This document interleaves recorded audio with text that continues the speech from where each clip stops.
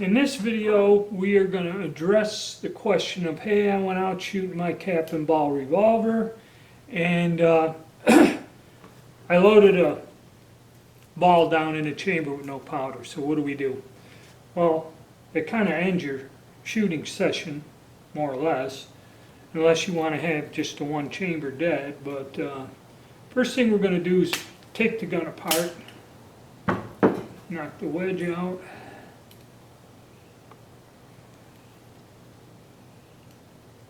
Come on. Might have to use the lever to break it loose.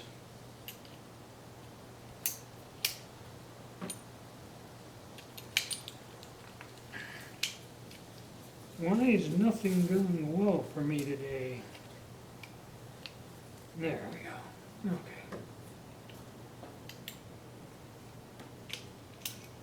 Alright, get it apart.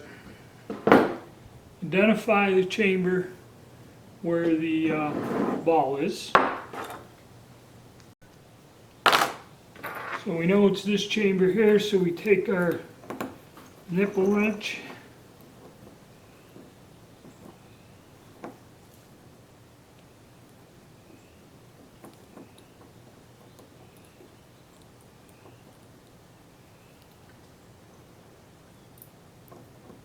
Remove the nipple.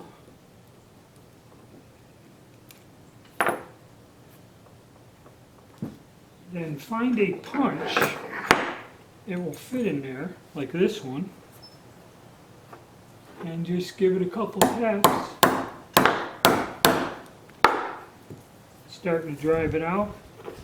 You may have to go to the edge of the table with it. Kind of just like that. Give the ball, damn it.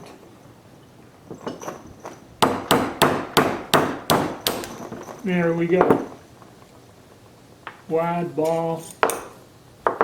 Ball removed. It's pretty simple with a revolver. With another type of pistol or something that you can't get from the back of it.